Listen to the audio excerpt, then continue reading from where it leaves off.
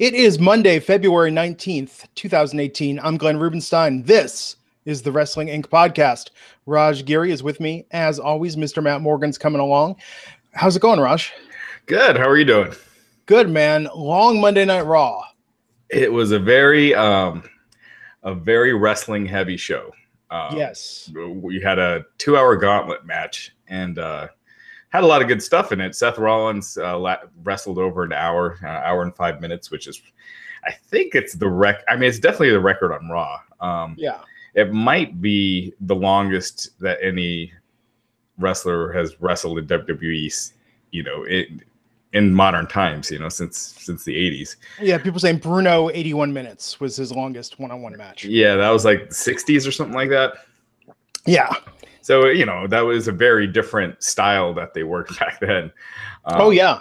So, Seth was going hard the whole time. It wasn't, if you go back and watch that Bret Hart, Shawn Michaels Iron Man match, which is a classic, which I love that match. But that first half hour of that match, there were a lot of rest holds and things like that. This didn't have it. Seth was, going the whole time. So, man, props to him. That was impressive. And that's the thing, especially when you have Seth and Roman. I know I've compared this in the past. Like, you have to book them like Batman versus Superman. It has to be a big third act style fight that goes on and makes each guy look like they could win at any moment. And I think that was fantastic. I think the 2-hour match was fantastic. I think it's great that they did this. But man, like, what a way to open the show. If you were expecting Monday Night Raw as usual, and it was going to ebb and flow with some in-ring stuff, some out-of-ring stuff, some long matches, some short matches, oh no. This was glued to the screen endurance just to keep up with everything. They did not let up, except for commercial breaks and those brief backstage interviews that went on simultaneously. This was an intense episode of Monday Night Raw. Yeah, so if you're not into super long matches, you could this episode was almost skippable. Not really much happened storyline wise. Yeah.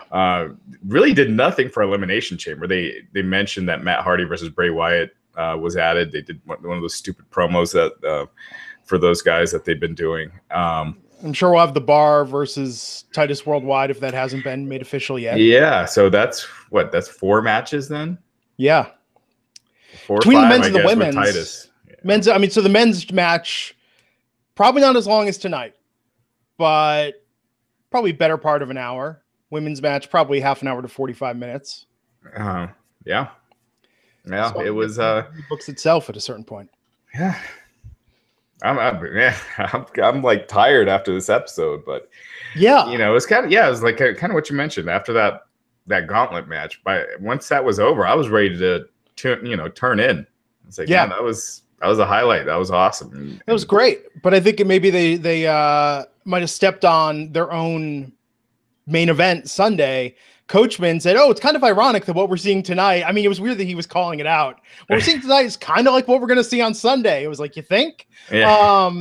Except so a bunch of them will be in the ring at the same time. But so I took a poll on Twitter by a slim margin. I believe just over 50% said this made them more excited to see the match. The rest were like 13% less excited. The rest the same level of excitement for Sunday. But that's the thing. Look, man, if you got the network, that's $9.99 a month. Not a big deal. I wouldn't pay $30. I wouldn't be ready to pay $30, let alone $50 to watch this Sunday after seeing this tonight. Yeah, you could kind of see why they're dropping the single branded pay-per-views. This show really has nothing outside of the 2 chamber matches. So yeah. And Ronda Rousey, doing the contract signing.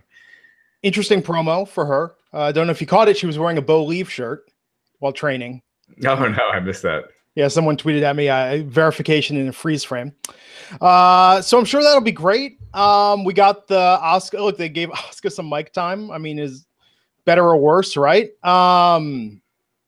With Nia, I like that. I like that she fended off the attack. Titus Worldwide picked up a victory. We got the women's match, which seemed so short by comparison. Yeah. And we're going into Sunday, man. Yeah. So let's go ahead and start running down from the top and So Matt will jump in when he gets here. Yeah. So gauntlet match. No, Raj, your thoughts. No, let's go through the sequence. So we started with Roman. First, we started with that Roman Reigns promo, which wasn't very good. Yeah, kind of weird. And everyone, so they did the moment of silence for the Florida shooting. I thought that was very well done. I like they did it before the show. And then they opened with the Roman promo. And I think it was kind of a swerve going into that match because, I mean, Roman got that mixed reaction that he gets. As people would say, love him or hate him, you feel passionate about him, which is probably what makes him such a top guy. So that promo, I didn't think that was the strongest. And until you'd mentioned it, given the 2-hour match that followed, I'd forgotten that even happened. Yeah. I've forgotten most of my day compared to the gauntlet match. Really, the last week is a blur after that gauntlet match. Yeah, so after this one, for all the other matches, they had these inset promos, like with the losers when they went back. And I actually like those. Those seemed a lot more natural than a lot of the promos that they're given. Yeah. I thought, he I don't think it was his best. I think the crowd wasn't behind him with it. I think, I'm more curious about the promo he's going to cut Monday if indeed he wins Elimination Chamber on Sunday. Yeah. I'm pretty sure he's winning. Yeah. So unless something, there is that. I don't know if you've been following that story that's jailed steroid ring guy, Richard Rodriguez, he said he has, that Josh Dummel, what's his name? Wait, Fergie's husband? Yeah. Oh. So him, Mark Wahlberg, Roman Reigns, he said they were all clients of his. Again, this guy is in prison, so you gotta consider the source. But he released a video yesterday that had like emails with Josh. I cannot say his name. Dummel? I believe it's Josh Duhamel. I believe Duhamel.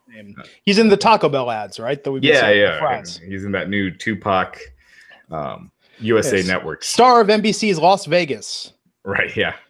So so he this guy saying he's gonna release a video on Reigns and his evidence that Reigns was a client of his. So I don't know if that would change anything, but although after tonight, Seth Rollins, man, they could do it the right way this time. His first championship run with the being the chicken ass heel champ. That was a little mixed. The feud with Kane, not exactly the best. I don't think they'd have Rollins beat Lesnar. That just as a WrestleMania match, it doesn't sit right. I mean, if anything did happen with Reigns where they decided to pull him out of the title match, it would probably be Braun that they throw in there. Or man, Finn looked good tonight. They wouldn't put Finn in at the Royal Rumble, much like they're not going to do it at Mania. Oh man, hard to believe that would be the biggest. Man, if they change that, I mean, Vince would have to be pissed, right? We've talked about it on the podcast. Allegedly, this plan has been in the works for over a year now, or damn near close to it. Yeah. For Reigns to go over Lesnar at WrestleMania and solidify him as the face of the company. Yeah, that's been the plan, and they've stuck with it. Absolutely. So we're not saying there's a sure thing, folks. We think betting on wrestling is kind of silly, but if there's a safe bet, this is probably the closest thing to it. Yeah, again, unless something happens.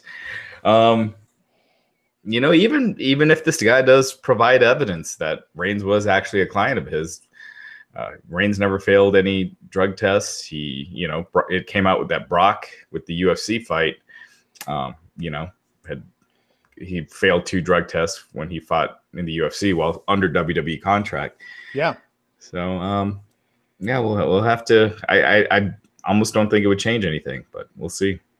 And they did do a nice job tonight to make it seem very credible with Roman winning Sunday that tonight Rollins got the best of him or the better of him in a moment of weakness. One slip up, Rollins took advantage.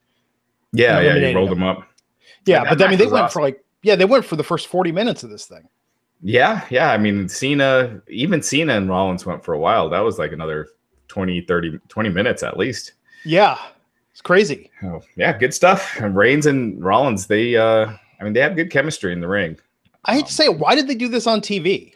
I mean, if they'd done this on a pay-per-view, no, seriously, if they'd done this on a pay-per-view, would have blown people's minds. No, I was thinking the same thing watching. I'm like, what? First of all, what's the point of this match?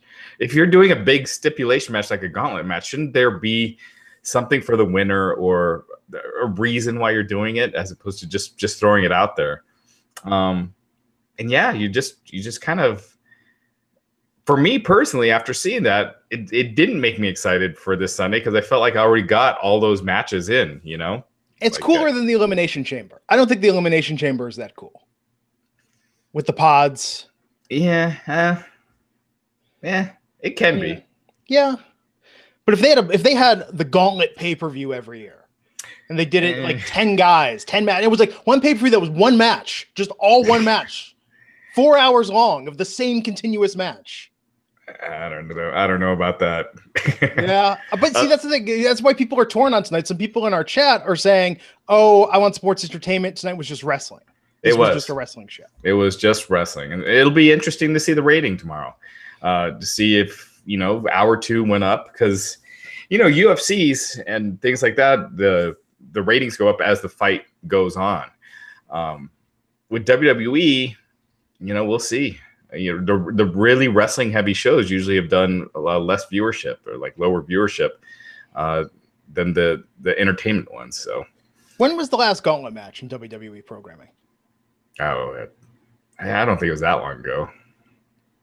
A couple of years maybe. Yeah. They're usually pretty short though. Yeah, and that's kind of what I was expecting tonight. I figured this was going to be our last segment and it would go for maybe half an hour. I thought, what a great half an hour way to tease Sunday night. It's going to be hard for Sunday night to do better than this as far as pure wrestling. Now, granted, we'll have the interaction, we'll have multiple people.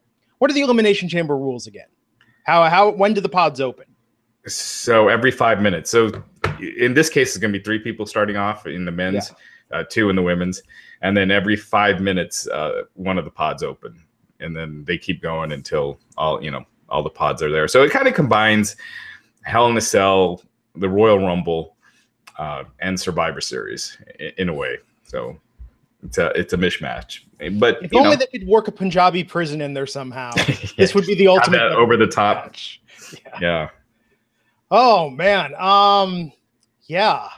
So yeah, Rollins and Reigns was really good. Really good. Very good. We've seen it before. Always good. Seems longer every time, but I think it almost has to be.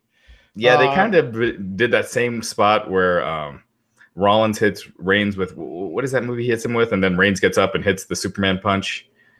Not it's the a really stop, cool the Falcon spot. Arrow.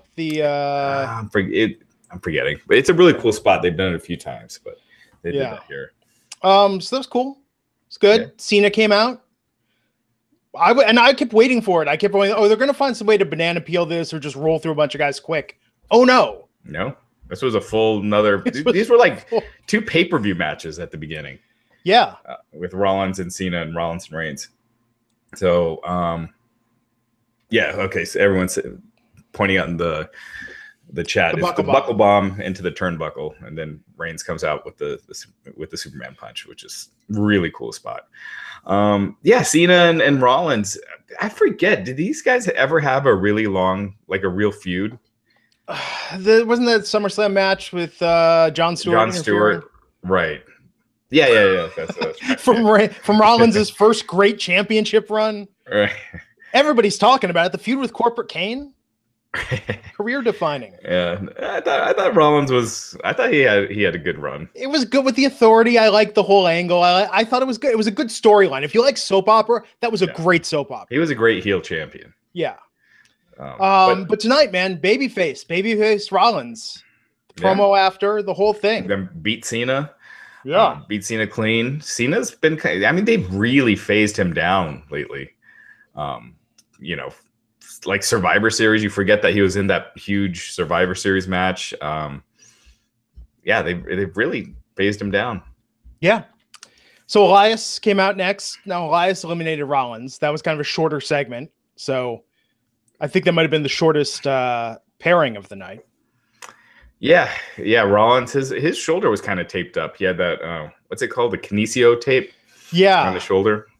So I wonder if he's hurting. I mean, the match kind of slowed down Elias came in. It's weird hearing Elias coming out to entrance music. Yeah, that's what I was gonna say. Elias without the guitar, Elias without the gimmick. Yeah. I forget that he has entrance music because he always does his song. Did you watch this episode of Ride Along yet? No, who is it with? Well, it's Elias by himself in a stretch Hummer, giving a concert, telling stories, and then alternated with Balor in the club. Oh, okay. So it's separate, but they announced at the end of it, Elias has an album coming out on iTunes, like legit. Really? Yeah, they're putting out an album of Elias songs. But tonight's the question, though. So Elias, without that gimmick, without that heat, just as a wrestler, interesting test. And I think that I'm not saying he failed it, but that was a much bigger test for him tonight than the others. Rollins, Reigns, Balor, The Miz, all of these guys can tell a story and just going out and what they do in the ring. I don't think Elias has established himself just on his ring work alone.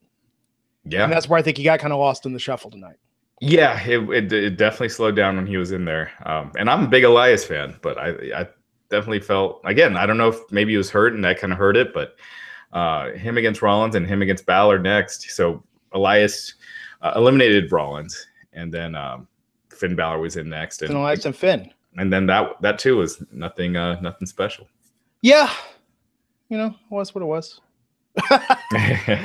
Okay, so we're actually going to take a break from talking about this. That's how long this match was, folks. The recap. We're taking a break. I'm going to thank the sponsor of this episode, SeatGeek. I've heard us talk about SeatGeek before. Oh my God. Love SeatGeek. Just used it actually to buy tickets to go see a reunited Bananarama this week. SeatGeek helped me score tickets at the last minute.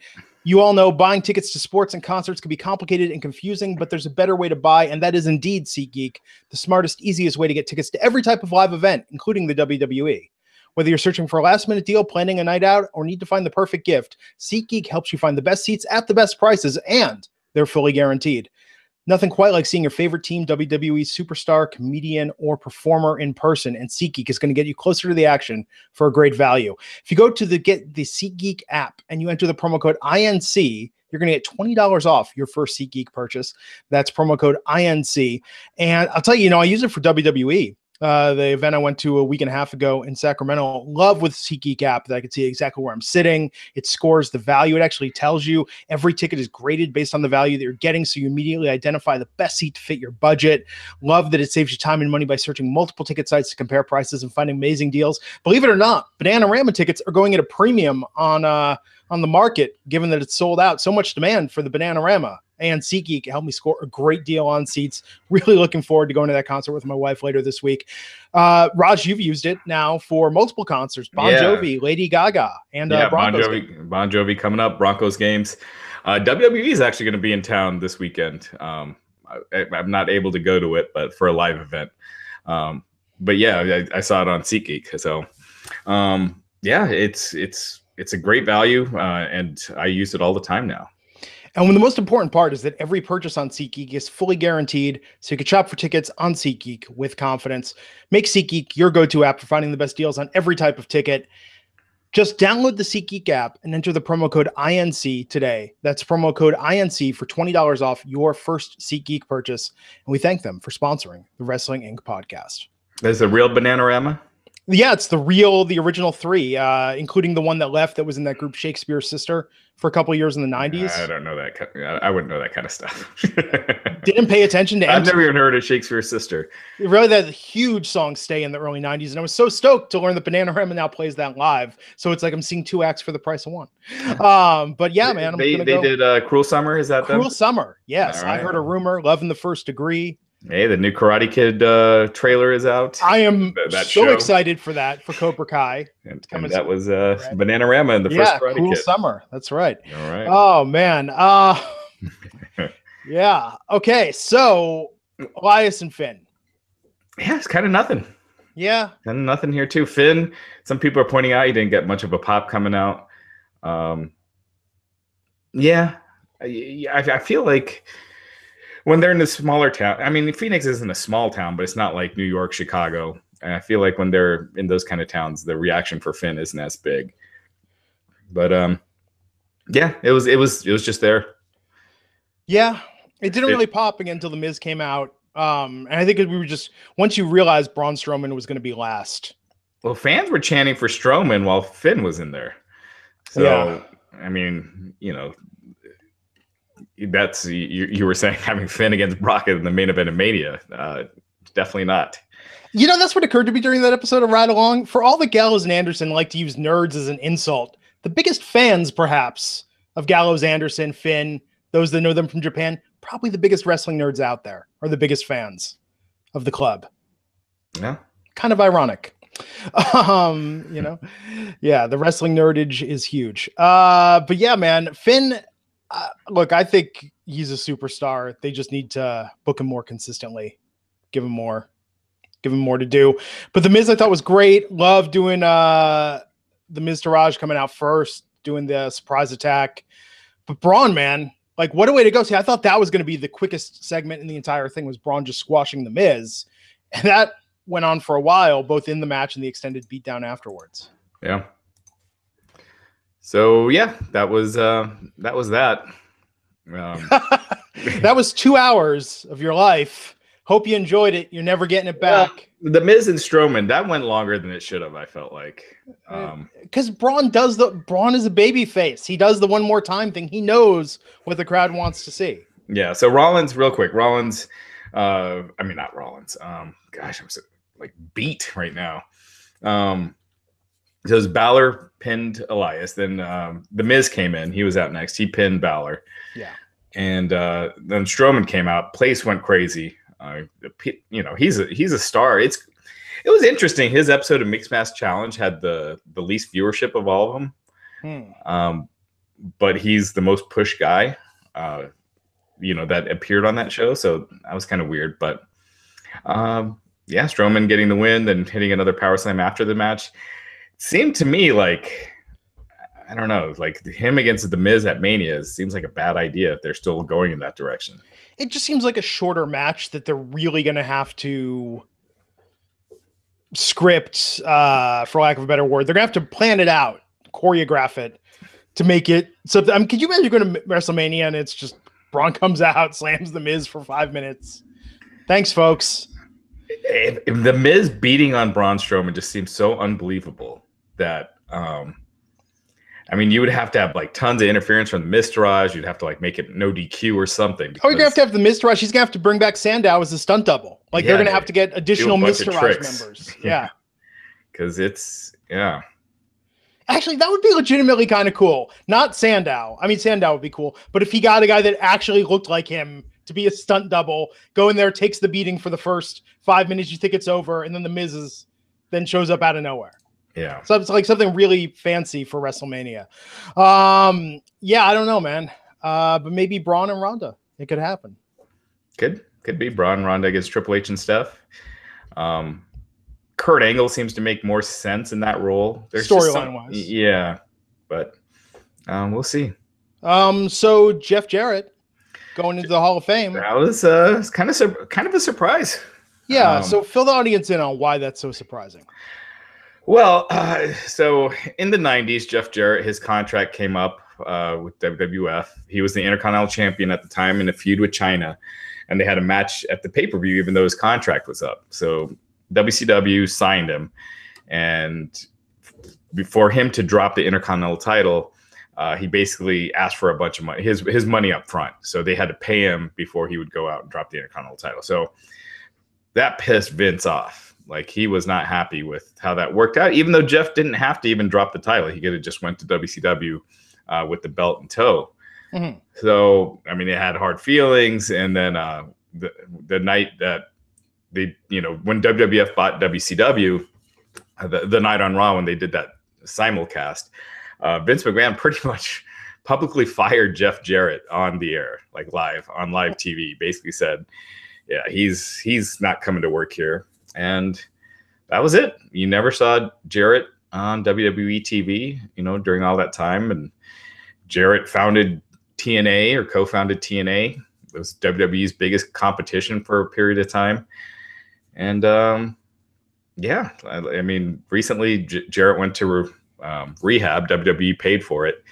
And now here he is in the Hall of Fame. And that was part of the thing that surprised me a little bit. Just he's so... he hasn't been out of rehab that long. So I was just kind of surprised that they're doing it so quickly after he's done his rehab stint. So, then yeah, it just kind of shows that they're dropping old feuds. I mean, you've seen it with the Ultimate Warrior. I mean, they were on bad terms forever with, he was on bad terms forever with WWE. Goldberg, and now Jeff Jarrett. Vince McMahon making amends. Yeah. People are asking who should induct Jeff Jarrett. Probably Road Dogg. I think that makes sense. They were linked together. Yeah. It'll be an interesting speech. But, what do you think would be the biggest surprise at this point? Who would be the biggest surprise inductee given because they've gone through a lot of I don't want to say it, but well, Benoit, that's never going to happen. But that would be CM Punk, much more likely. Oh yeah, CM Punk, he will eventually, I'm sure. It would all depend on if Punk agreed to do it 20 years down the road.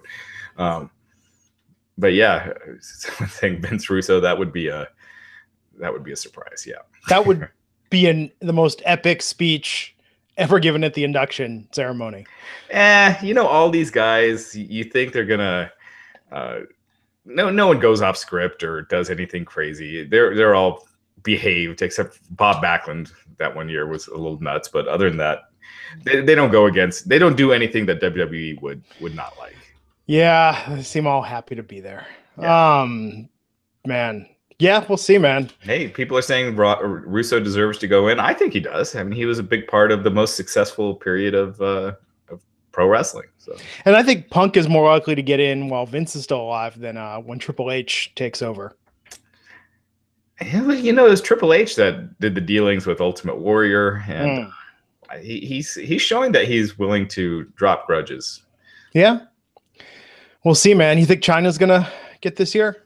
No. They already got – I mean, they kind of have this formula on how they do the inductions. It's like one woman – broke it down really well. Yeah. It's one woman, an African-American, really, a headliner, and then, a couple popular, stars from 80s and 90s. Yeah. Asuka cut a promo tonight. Maybe a couple sentences longer than it needed to be. Yeah, she got a little tied up there at one point, but I mean, she did it fine. I think it's not her strong point, so why do it? It just felt like it didn't need to be done. So, but whatever, they did it. It was short. Nia came, did a sneak attack, and then later out, there's a little.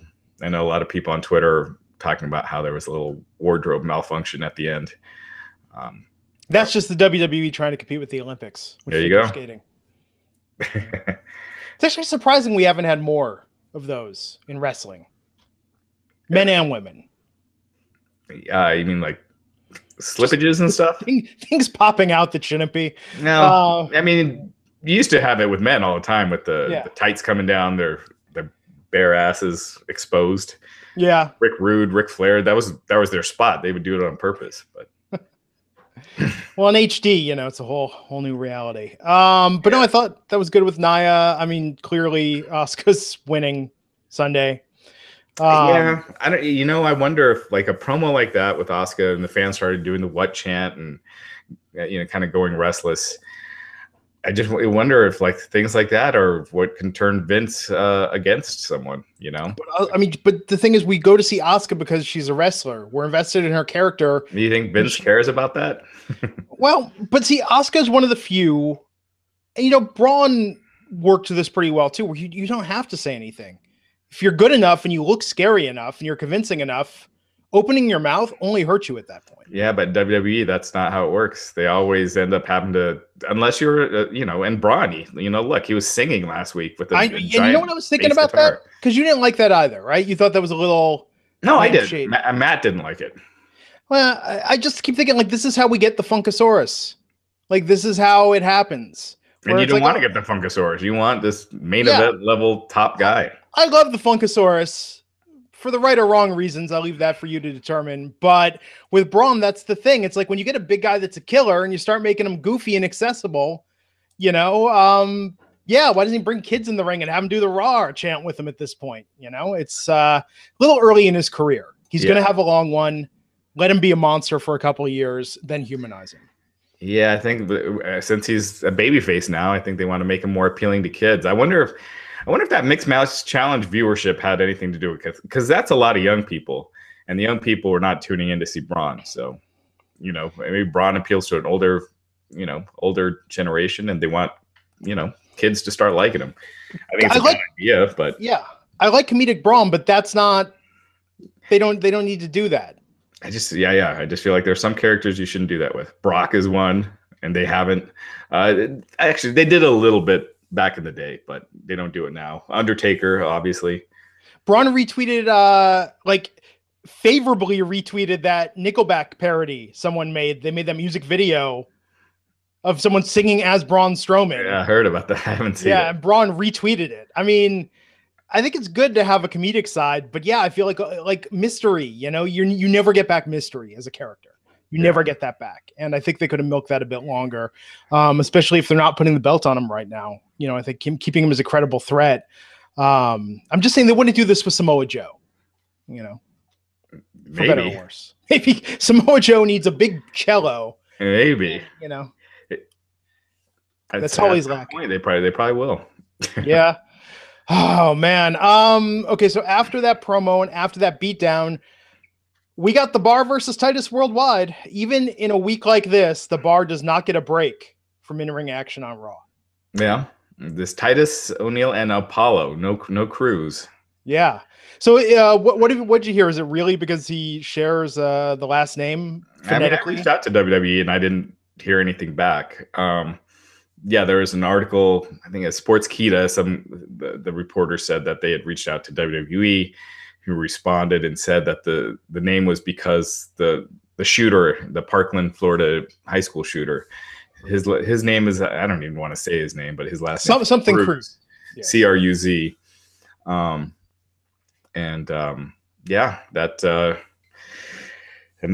That's why Vince decided to drop his name. I mean, it is strange that it happened all of a sudden, considering they were just going with that Cruz can't lose tagline. But, they drop names all the time, but Apollo's been on for so long to just drop it. And I don't know, it's kind of a silly reason. Look, if you had a wrestler whose name was, whose last name was Bin Laden in 2000, then yes, I could see you want to change that name. But with, Cruz is such a normal name that I don't think anyone tied or thought of that person, or thought of Apollo Crews when they heard that person's name. So it's a bit of a stretch, I think, on association. It is, but it is also strange that it happened so all of a sudden, out of the blue, right after the shooting. Yeah, could be a big coincidence. So we'll see. So in all this. Oh, and it overshadows the fact that Titus Worldwide won. They got the pin. Yeah, so like we mentioned, it's probably going to be like a pre-show match for the title. Yeah. And who knows? At this point, I would not be surprised for Titus Worldwide to win. I think the Bar, I tweeted this. What I think the Bar needs is some weeks where they're on. Okay, you can keep them on TV. But why not do like a Piper's Pit type thing? Why not have the Bar at a bar interviewing someone? It devolves into a brawl. Why not do a segment with them to build up their storylines more? So when we do see them do-si-do and do these one-on-one mixed trading off partner matches and see them in these very repetitive feuds, we're a little more invested in it. I think some storytelling with them would greatly help the characters not wear out their welcome. Yeah. I mean, I feel like they should do a lot more of that. Like these the segments that they used to do back in the day, just enhancing their characters, doing stuff just out of the norm. And I wish they would do more of that. I mean, we get Elias, but Elias is one-man show for the most part. We get Miz TV. We get, like we saw after this, Matt and Bray trading back and forth, building up their feud. But yeah, we don't get, for a while we were having the highlight reel, the Ambrose Asylum. We were having these segments, even if they were in ring. It's just been a while since they did them backstage or off site with the little one-on-ones. I think it is missing. I think when you're doing a 3-hour show, if it's not a variety show, no, granted this week is an exception, but a 3-hour show needs to have variety to keep you invested for 3 hours. Yep. Look, depending on your taste, but I thought there was almost too much wrestling for me this week. It was a lot of wrestling. If you're not into it, I mean, if you're not into super long matches and just match, it's a very skippable show because nothing really happened. You had the Nia Jax attacking Asuka, but there wasn't really anything that enhanced the story much. Well, Matt Hardy and Bray Wyatt tonight. Oh gosh, with those intercut, jumpy, static cuts. I wish they funny. Would kill this feud. Matt said they've been feuding since the dawn of time. It feels like it. Definitely feels like it. When's this been going on? Since November? That's kind of when he started doing the delete stuff. Yeah. Oh, and man. Became woken. So it's been a while. And they already had Bray beat him like he was nothing at Raw 25. So probably keeping it up till Mania. I hope not. Jeez. Yeah. When we're talking about doing entertaining segments, this isn't it. Not it. Yeah. So we got the Ronda promo. She's a believer. We saw the women on the roster putting her over a surprising amount, I thought, for some that may be her competition soon. No, yeah. I mean, Natalia's trained with her. Yeah. And Charlotte's trained with her too. So, I mean, those are the two main ones that we're putting over, and Naomi. So, I pretty sure those were their real comments. So, it wasn't scripted. That's how they really feel. Yeah. I'm sure we'll know more Sunday about what angle we're getting. I'm guessing it's Stephanie and Triple H. But how do you tell that story though?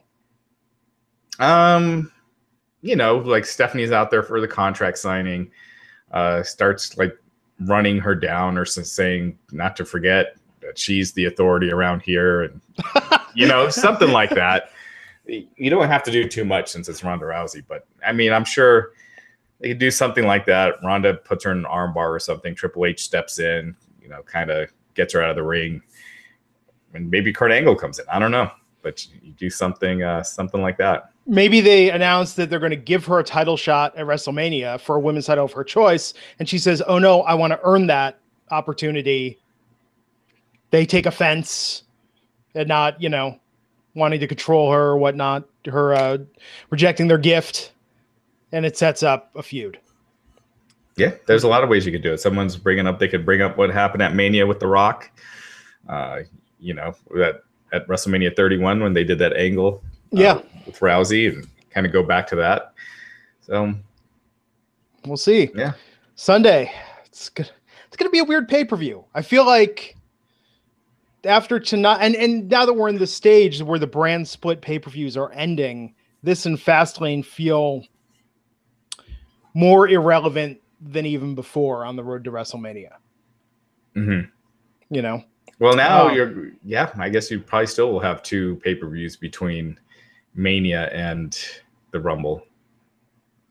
You really don't. You should only have, I feel like you just need the one Elimination Chamber since it's dual branded. Just have the one.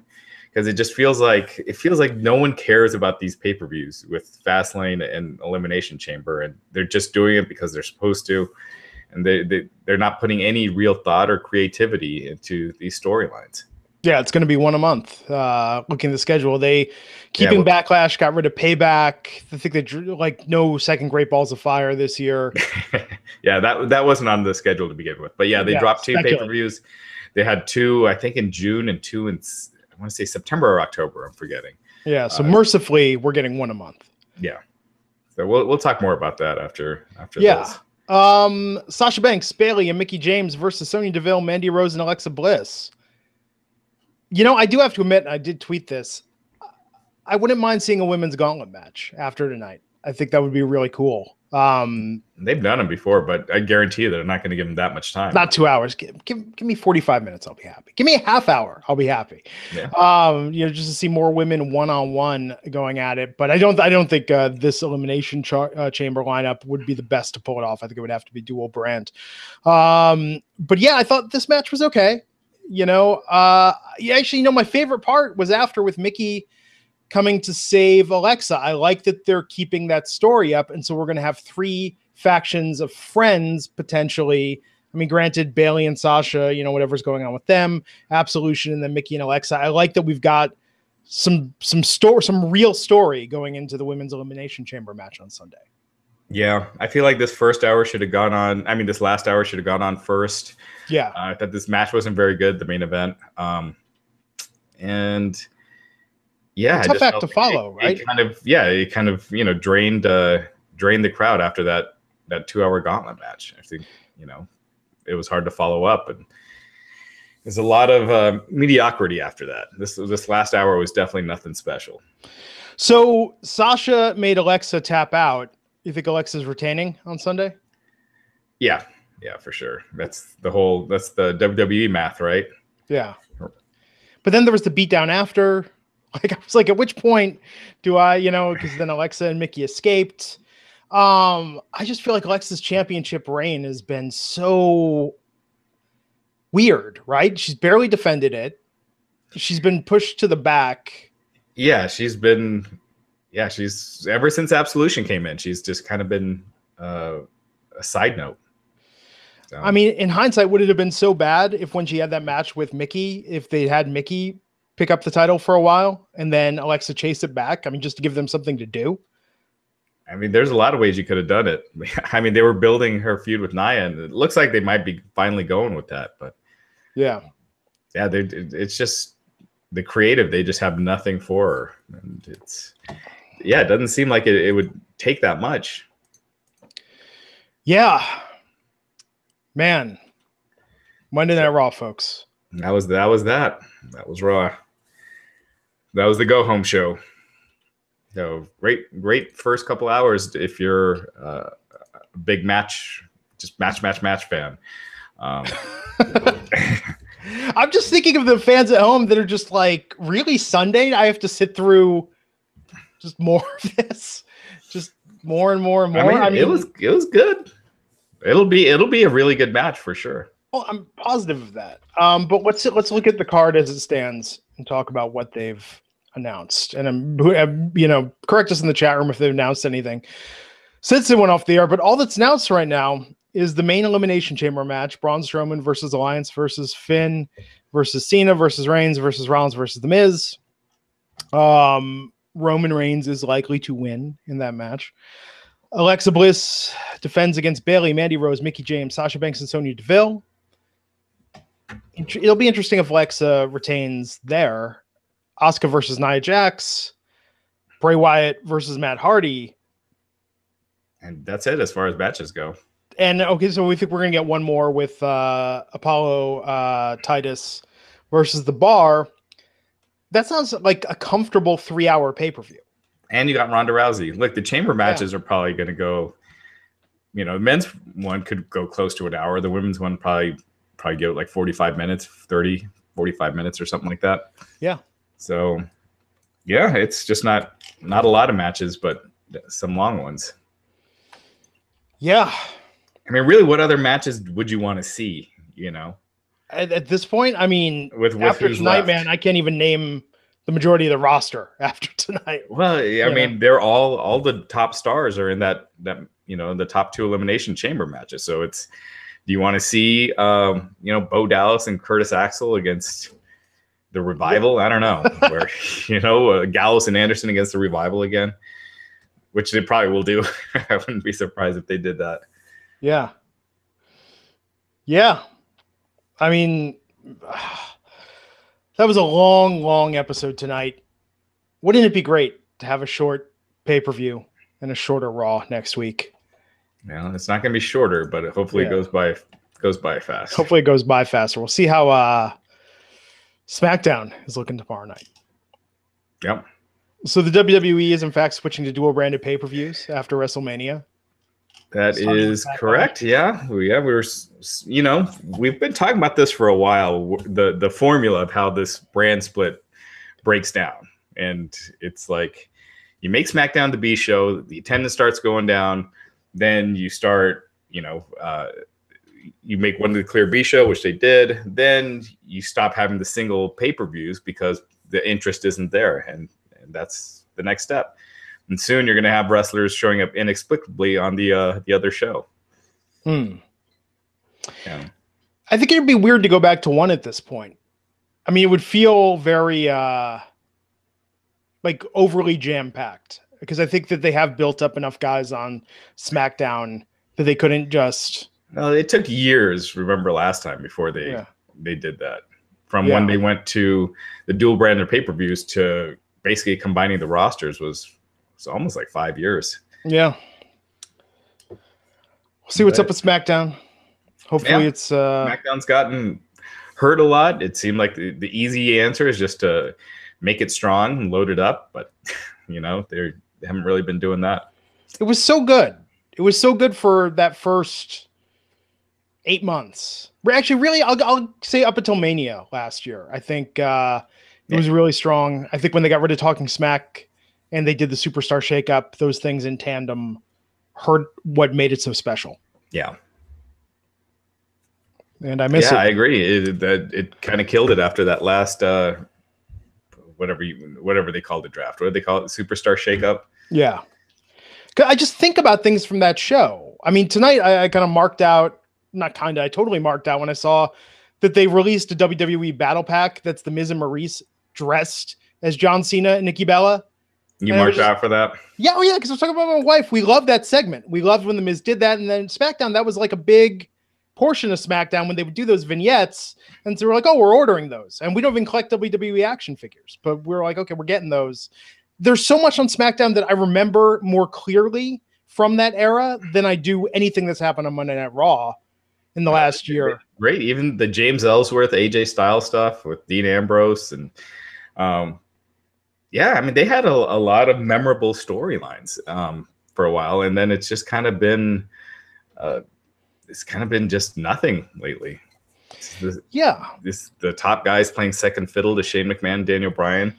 Who knows if they even have a real planned ending to that feud, because I think it's pretty clear Daniel Bryan's not wrestling. And it's weird. People are talking about the Festival of Friendship was a year ago.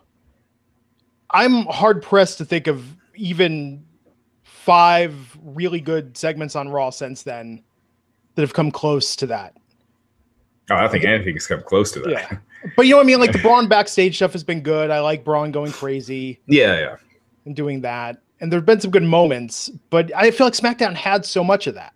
And Talking Smack did. And it's just really weird. It's been a really, really big change in quality, and it's unfortunate. And with no more SmackDown pay-per-views, Talking Smack will be dead after Fastlane, because they were still doing it after the SmackDown pay-per-views. Mm-hmm. So it's finally gone. Vince McMahon won. I would love to get is Road Dogg still running SmackDown? Yep. Like, is that legit? I feel like anytime, and I was critical last week when they announced the SmackDown 6-woman tag for this week again, he blocks people that criticize him. I would love to get a real interview with him about some of to just even glean what's gone on behind the scenes there. I mean, have you heard anything? He wouldn't talk about that. Yeah, but I mean, what have you heard about behind the scenes there? Obviously, nothing. It's Raw is the flagship show, so they load that up. It's as simple as that. It's not like they're trying to sabotage SmackDown or anything. But it was good. I mean, Road Dogg was still running, and it was good for 8 months before. They just said, we've got to move. Look at the talent they got right now. They don't have that many. You had. I mean, I don't know. You had John Cena in the mix there for a while. AJ. AJ, they booked him. I mean, his latest WWE title run has not been very good. Yeah. We'll see, man. And I love Sami Zayn and Kevin Owens, but I feel that even that is really getting run into the ground right now. We'll see tomorrow. Speaking of SmackDown, Dolph Ziggler has a new WWE contract. Were initial reports wrong, Raj, saying he's making $1.5 million a year? I haven't heard anything that, definitely contradicts it. So Justin Barrasso, Sports Illustrated, he reported that he signed a new 2-year deal, $1.5 million per year. I don't know. Justin's going to be on the podcast on Wednesday. We could talk more with him about it. That seems very high. Ziggler has never even had a singles match at a WrestleMania, and this would put him at the very top in the company, as far as a downside. He's in, under Lesnar and Cena, but pretty much above almost everyone else, and that just doesn't sound right. Maybe someone at Cricket Wireless is like, if you don't re-sign Dolph is our guy. We need him for those commercials. Yeah. I doubt that, but yeah, so it's crazy. So he's definitely re-signed, whether it is 1.5 million per year. That's what Sports Illustrated reported. We'll have Justin on Wednesday. But then and also sorry about Matt Morgan. I'm not sure what happened. He texted me during the show about coming on. He was gonna have to use his phone and not his computer. You saw a lot of streaming issues were gone on Wednesday. But Matt is going to start joining us on our Wednesday podcast starting next week. So, yeah. Yeah. Man. So with Dolph, look, I think incredible worker. You can put him with anyone and he can make them look good.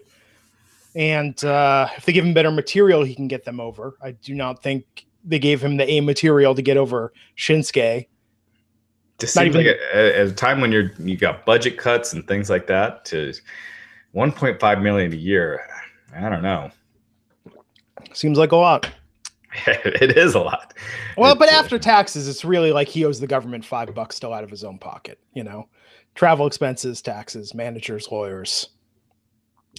Not as much as you think. It's way more than everyone else in the company. So that's the thing.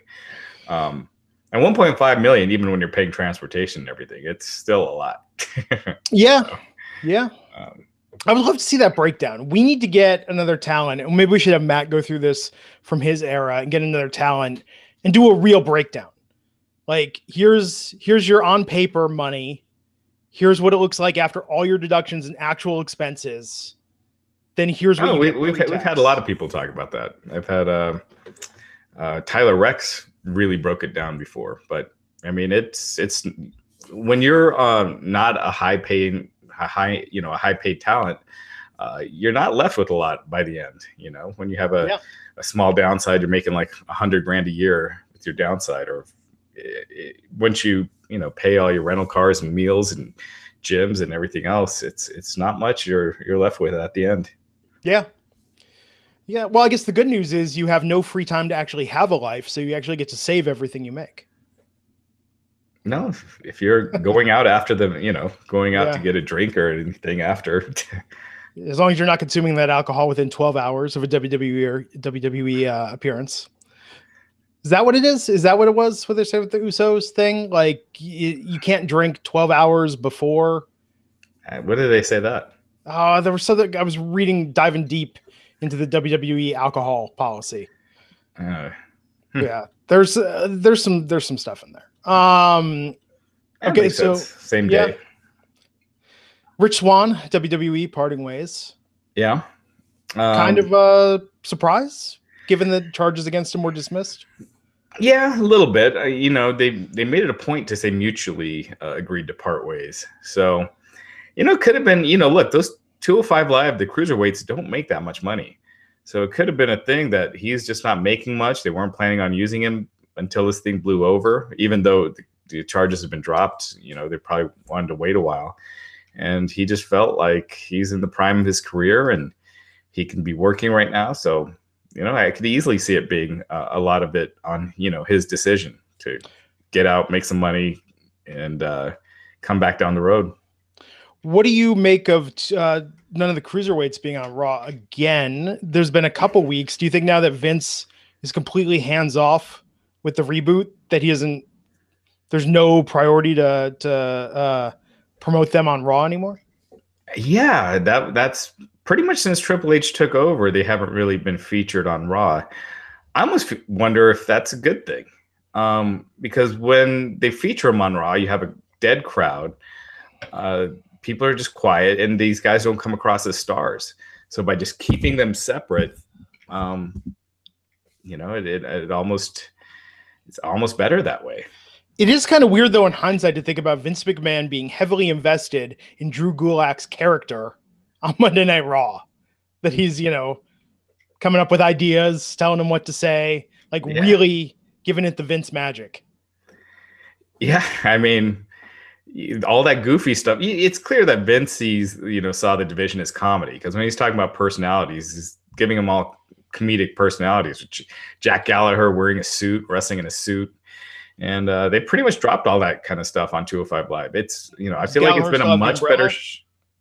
I'm forgetting if he had it, but it's a lot more serious. It's a much better show, but man, those crowds are dead, and they would be more awake when Enzo was on. So, it's those that the plus and minus. It's going to take a little time with this new regime, with the Triple H regime, to see what they do with 205 Live. I like what they're doing with it, but having it on after SmackDown is just killing it. And I don't know why they're so stubborn about that move, about not changing that. I think after Mania, they could start, if they keep it after Mania, I could see them going to an NXT like taping schedule. Maybe. I don't know if it's not even in the top 10, do they want to add that expense for doing more tapings? Because it's not just booking the venue. You got to, fly the guys out. There's some bookkeeping guy, there's some executive and middle management at the WWE network who on paper is trying to make a case going, look, Swerved cost us less money and got higher ratings than 205 Live. I'm just saying. Yeah, because right now it costs nothing really for 205 Live. I mean, you got to fly the wrestlers out, but you're just taping it after SmackDown, so you got the venue. It's it's cheap to produce. Yeah. Anyway, we shall see. Anything else? I feel like covered a lot of ground tonight. We did. The dual brand of pay-per-views. You think that's a good idea? WWE switching? It depends on how they book them. If it's just that we get AJ, Kevin, Sammy, the Usos, I worry that it's going to get really repetitive really fast if it's just the same guys. I think they got to do more stuff. But they're doing that now. Regardless but I'm saying of single or dual branded. Shake it up. Let them interact. Let the brands interact, come up with storylines. Wow, how come no one's defected? Jack Swagger defected, right? Like, we haven't had a defection storyline since this brand split, or someone that, do something. I'm tired of seeing Shane and Daniel Bryan every week in their drama, and what they're doing there. Really tell some stories. And I think post-Mania, they've got to get creative with it, or else the ratings are going to continue to go down and people are going to lose interest. Yeah, there's the positive and there's the negative. The pay-per-views are going to seem more important again, because that's been the big issue lately with SmackDown pay-per-views. People forget that they're happening. Look at the Fastlane lineup. So on the one hand, the pay-per-views are going to feel a lot more important. But to your point, what you just said, I think you're going to be seeing the same talent, the ones that they see as stars every month, and none of the other guys getting much of a chance. Now, I don't know if, I'm going to miss seeing the Ascension versus, Breezango on pay-per-view, but it is costing a lot of the lower tier talent that opportunity to be on pay-per-view. Now there's talk of them adding an hour, so it'd be 4-hour shows, which, man, those drag, even if it's WrestleMania, once you go at that 4-hour mark, it just feels long. You know what's crazy? The wife and I talk about it a lot, sort of last minute, like, oh, wouldn't it be great to go to this pay-per-view? For some reason, we were thinking Elimination Chamber because it was in Vegas. More than you could imagine of seats along the ramp and in those 4 seats. Granted, they're $500 seats, but I would say probably 80% of them were unsold when I checked last week. Yeah. Just huge amount of unsold tickets. Now, part of it is because pay-per-view prices are insane. I think that's hurting them compared to a house show. House shows half the cost or less. Monday Night Raw, easily less than half the cost. The pay-per-views, they're trying to get such a premium for it, and the product isn't particularly hot right now for things like Elimination Chamber and Fastlane. Like, why on earth would you pay $500 or even $100 to go to Elimination Chamber? Right. Yeah. So, again, as a fan, I think it's these pay-per-views are going to be more loaded. There's a lot more star power on the cards, but it's going to hurt the lower tier talent. I don't think the lower tier talent's doing all that great as is. Yeah, I know. I mean, that's the thing. You do see them on pay-per-view now, and those matches are just filler, and no one really cares anyway. So it sucks for them as far as getting the, however they do their, payouts for the network. But yeah, it's weird. SmackDown Fashion Police haven't been seen in a while. Ascension haven't been seen in a while. Rusev was on the Mixed Match Challenge last week, not in the main show. Mike Kanellis, we're probably the first people to utter his name. Probably more than people in WWE are talking about him right now. He's been looking in tremendous shape. He's been really, it looks great. Working out a ton. But yeah, he hasn't been used on TV since Maria left. Since she took her leave with her pregnancy. So yeah, actually, the rosters don't seem as deep when you look at the underused talent or the unused talent. It does seem like the vast majority, over 80% of the roster gets on TV each week, but part of that's because the rosters since the split are smaller, so much smaller. Yeah, to an extent, you see Mojo every few weeks. Zack Ryder every few weeks. But yeah, again, those are guys that, I think they could do something with Mojo, but do I care to see Mojo and Zack Ryder on pay-per-view again? Yeah, not really. That match was okay. It was. But were you excited for it? No, but because every time they started to build the feud, they just dropped it completely, and then we had the match, and there's been nothing since. No, what else are you gonna do? I don't know. Mojo kind of squashed him. People like Zack. People once really liked Zack. They did. People once had better feelings about Mojo. I think you can do stuff with Mojo, so we'll see. Yeah. But who knows? Maybe if Gronk comes to the WWE. Yeah, Mojo can ride those coattails. He can be the Jannetty. Yeah, I don't see Gronk coming to WWE this year. Yeah, probably not. So we'll be back Wednesday, 12 noon Eastern, to talk about SmackDown Live. See how that goes. Yeah, they announced, was the New Day against Shelton Benjamin and Chad Gable. Gonna settle once and for all, pancakes or waffles. This match. Yeah. It's not that SmackDown's bad. It's just SmackDown used to be like a year ago. SmackDown was so good. SmackDown was so good. It was the IWC's favorite. Hey, I thought it was better than Raw every week, pretty much. I mean, there was a rare week when Raw was better, and that hasn't happened in a while. Yeah.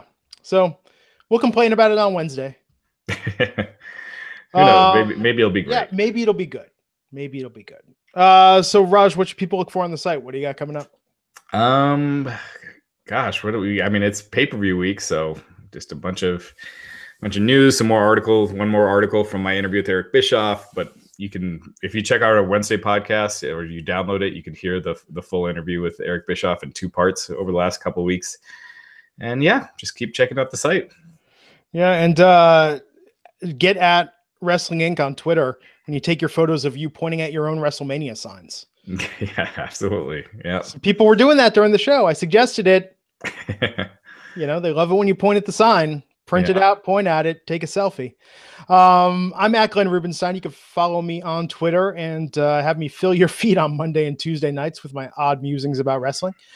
We'll be back here on Wednesday. Until next time, folks, take care, and we'll see you back here soon on the Wrestling Inc. podcast.